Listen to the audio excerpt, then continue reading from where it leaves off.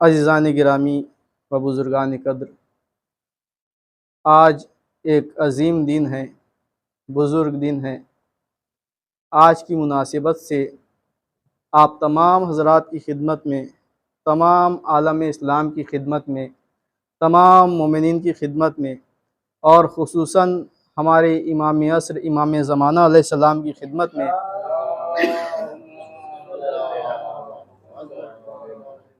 امام حسین علیہ السلام کی ولادت کی مبارکباد پیش کرتا ہوں۔ یہ بہترین مہینہ ہے، عظیم مہینہ ہے، اور اس مہینے میں چند مناسبتیں بھی ہے کہ جس میں پہلے جناب زینب سلام اللہ علیہا کی ولادت ہے،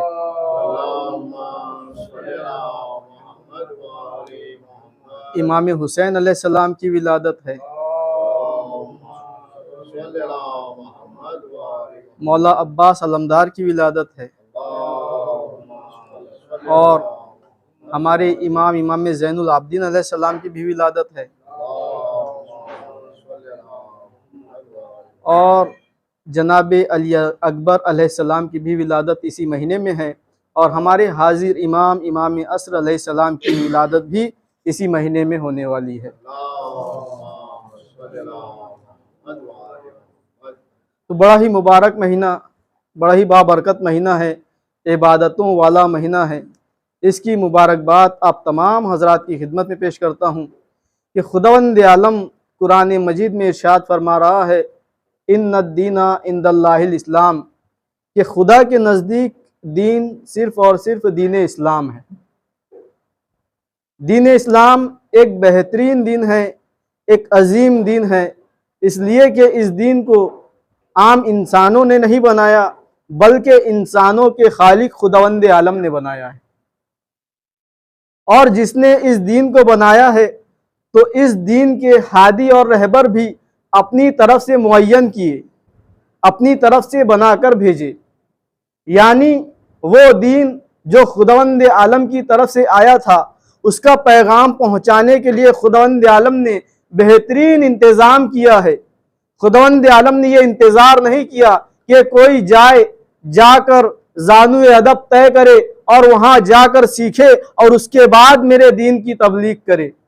نہیں، خداوند عالم نے قرآن مجید میں بتا دیا کہ جو دین کا رہبر ہوگا، دین کا ہادی ہوگا، اسے میں منتخب کروں گا، میں بناؤں گا۔ جناب ابراہیم کے بارے میں ارشاد فرمایا، انی جاعلٌ فی الارض خلیفہ، کہ میں زمین پر خلیفہ بنانے والا ہوں۔ انی جاعلک للناس اماما، اے ابراہیم ہم نے تمہیں لوگوں کا امام بنایا۔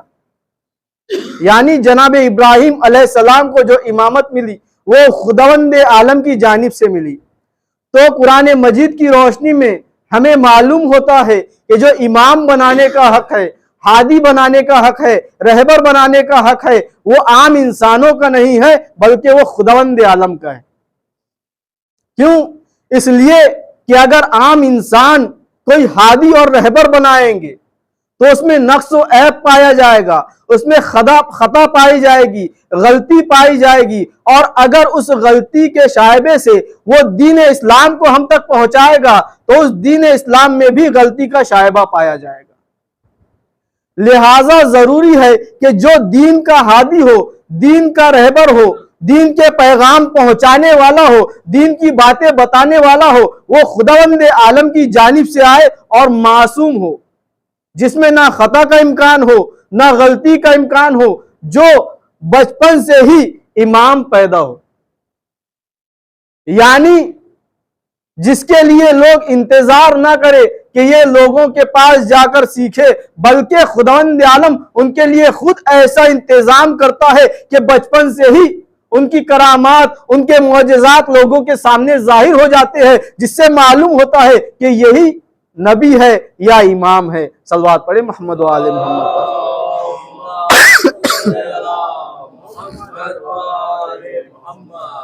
آج ایک ایسا دن ہے کہ جس دن کچھ کرامتیں، کچھ معجزات رونما ہوئے ہیں اس دنیا میں۔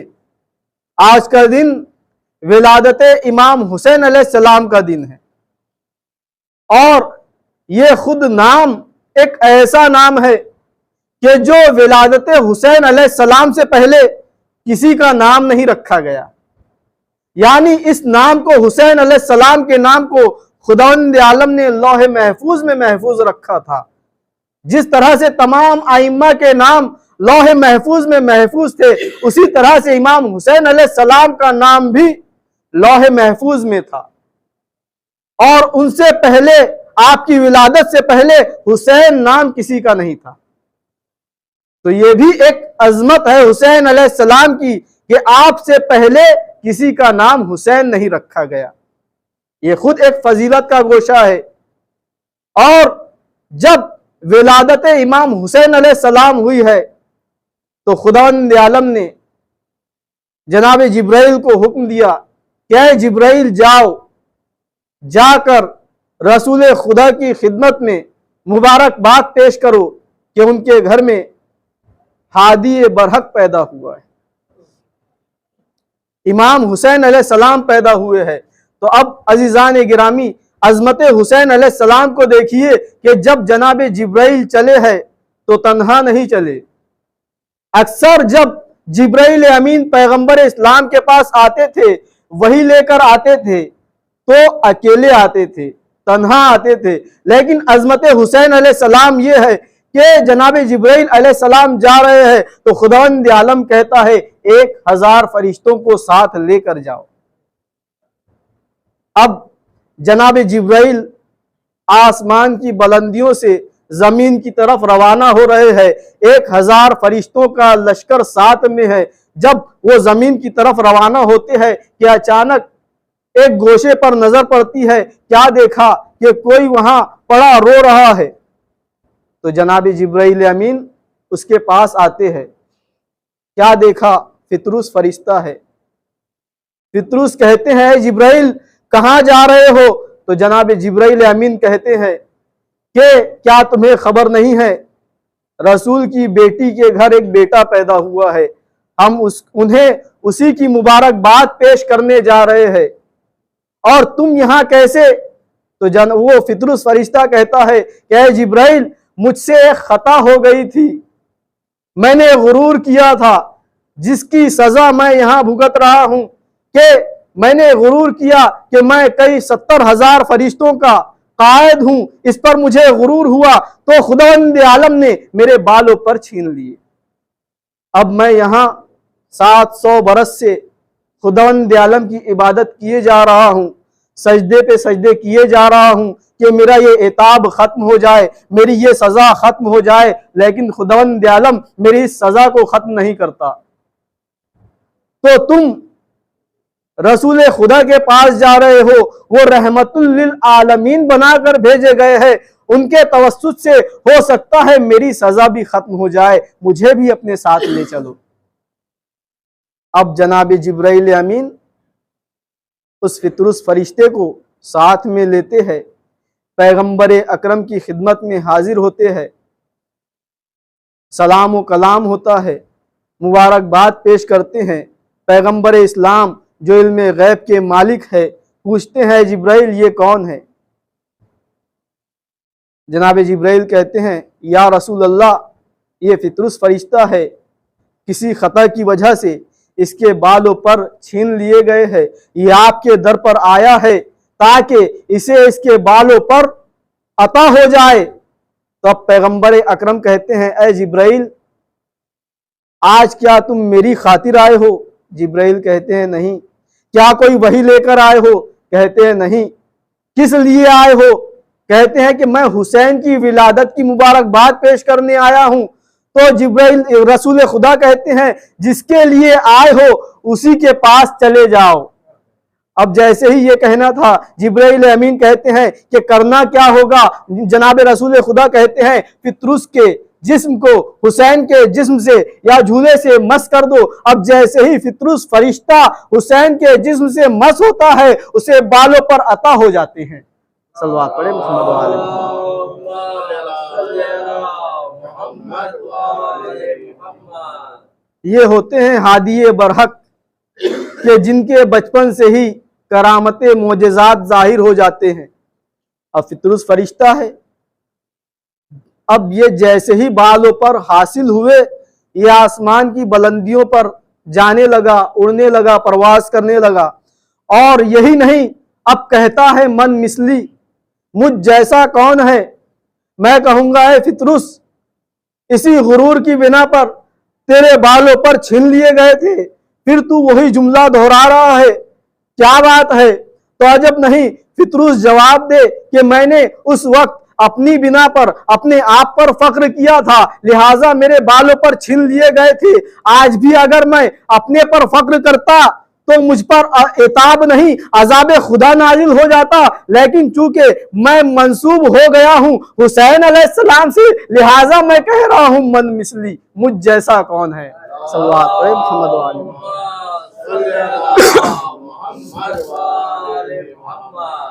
یہ ہے حسین علیہ السلام کہ جن کی عظمتیں اور بلندیاں، فضیلتیں کوئی بیان نہیں کر سکتا۔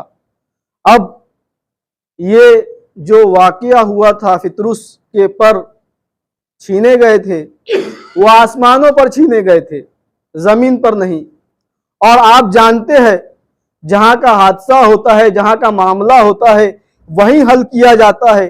مثلا اگر کوئی حادثہ انڈیا میں ہو جائے، کوئی واقعہ انڈیا میں ہو جائے، تو اس کی سنوائی کہاں ہوں گی؟ انڈیا میں، امریکہ میں نہیں ہوگی، اس لیے کہ امریکہ کے لوگ الگ ہے، انڈیا کے لوگ الگ ہے، امریکہ کے قوانین الگ ہے، انڈیا کے قوانین الگ ہے۔ امریکہ والے انڈیا کے قوانین کو نہیں مانیں گے، انڈیا والے امریکہ کے قوانین کو نہیں مانیں گے۔ تو عزیزان گرامی، یہ جو واقعہ ہوا تھا آسمانوں پر ہوا تھا، آسمانوں پر بالوں پر چھینے گئے تھے، لیکن عطا ہو رہے ہیں زمین پر۔ تو عزیزان گرامی، خداوند عالم بتانا چاہ رہا ہے حسین وہ نہیں جس کا اقتدار صرف زمین پر چلے، حسین وہ ہے جس کا اقتدار زمین پر بھی چلتا ہے، آسمان پر بھی چلتا ہے۔ صلوات پڑھیں محمد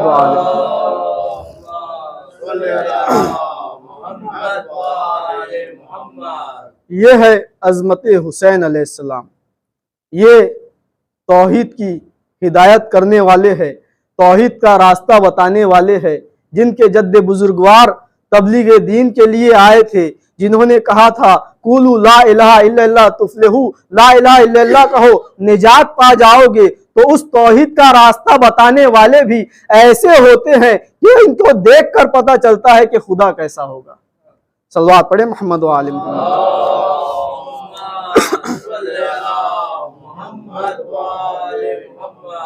اور ان کی سیرت ایسی ہوتی ہے کہ یہ غریبوں کو نوازتے ہیں، جو سائل آتا ہے ان کے دروازے سے واپس نہیں جاتا۔ ایک اعرابی امام حسین علیہ السلام کی خدمت میں آتا ہے اور عرض کرتا ہے کہ آپ مجھے کچھ عطا کیجئے۔ اب امام حسین علیہ السلام دریافت کرتے ہیں کیا بات ہے، تو مجھ سے ہی کیوں مانگ رہا ہے؟ تو وہ سائل کہتا ہے کہ میں نے آپ کے جد سے سنا ہے کہ اگر کبھی کچھ مانگنا ہو تو 4 طرح کے لوگوں سے مانگنا۔ پہلا وہ جو شریف عرب ہو، شریف عرب ہو۔ یہ جملہ بتا رہا ہے پیغمبر اکرم کا کہ سارے کے سارے عرب شریف نہیں تھے، سارے کے سارے عرب شریف نہیں تھے، تو شرافت جو ہوتی ہے یہ خاندان رسالت میں ہوتی ہے۔ اب یہ دوسری چیز بتا رہے ہیں کہ وہ شخص کہتا ہے آپ کے جد نے کہا تھا پہلا وہ جو شریف عرب ہو اس سے مانگ لینا، اس سے کوئی عطیہ لے لینا۔ دوسرا وہ جو کریم حاکم ہو، حاکم ہو اور کریم بھی ہو، لیکن زمانے نے دیکھا کہ جس کے ہاتھ میں حکومت آئی اس نے ظلم کیا۔ حد یہ ہے کہ اہل بیت تک پر بھی ظلم کیا، تو معلوم ہوا ہر کوئی حاکم کریم نہیں ہوتا، لہٰذا رسول خدا نے ارشاد فرما دیا کہ اگر کسی سے مانگنا ہو تو پہلے یہ دیکھنا کہ وہ حاکم کریم ہے یا نہیں۔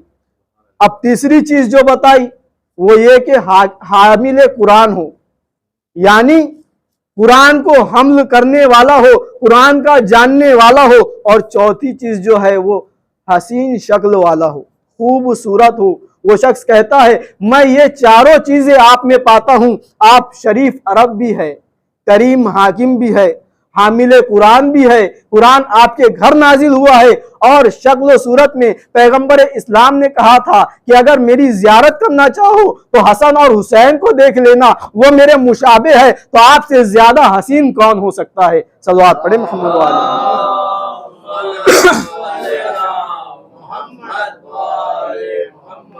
جب اس سائل نے یہ 4 چیزیں بیان کر دی اور مانگنے لگا، تو اب یہ نہیں کہ فرات تعریف میں آ کر کہ میری تعریف کر دی ہے میں اسے دے دوں۔ امام حسین علیہ السلام بھی بیان کرتے ہیں کہ ہمارے جد نے کہا ہے کہ جس کی جتنی معرفت ہو اس کو اس کی معرفت کے اعتبار سے عطا کرنا۔ اب میں تجھ سے پوچھتا ہوں، دیکھنا چاہتا ہوں کہ تیری معرفت کتنی ہے تاکہ میں تیری معرفت کے مطابق تجھے عطا کروں۔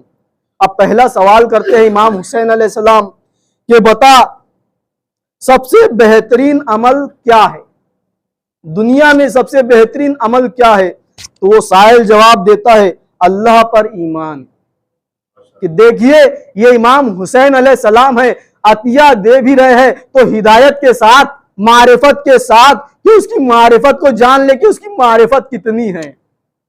اب اس نے بیان کیا اللہ پر ایمان، یہ دنیا میں سب سے بہترین عمل ہے۔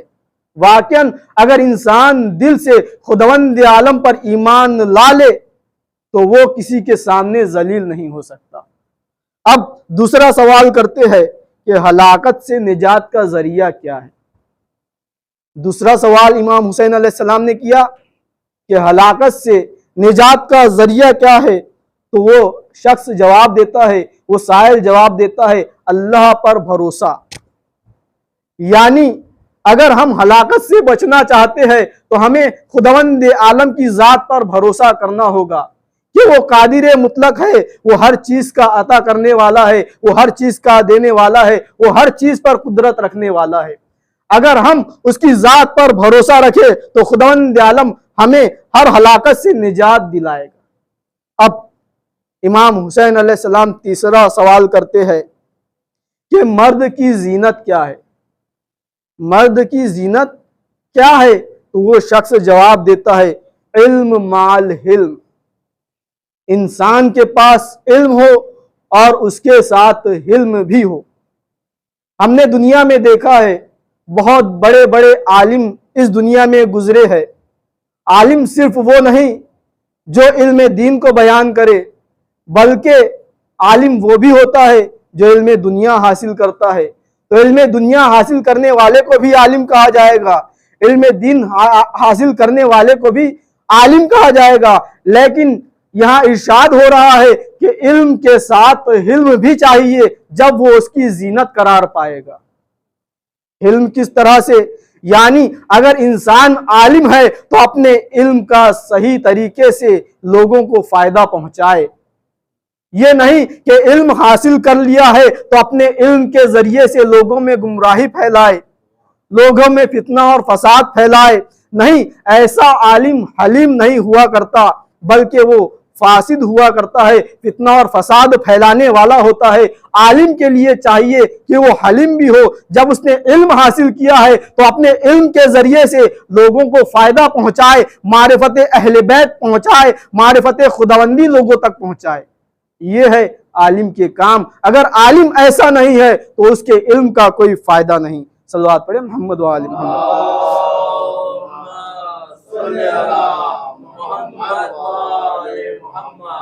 جب امام حسین علیہ السلام نے اس کے یہ جوابات سنے تو مسکرائے اور اس کی معرفت کے مطابق اسے عطا بھی کیا۔ صلوات پڑھیں محمد و آل محمد۔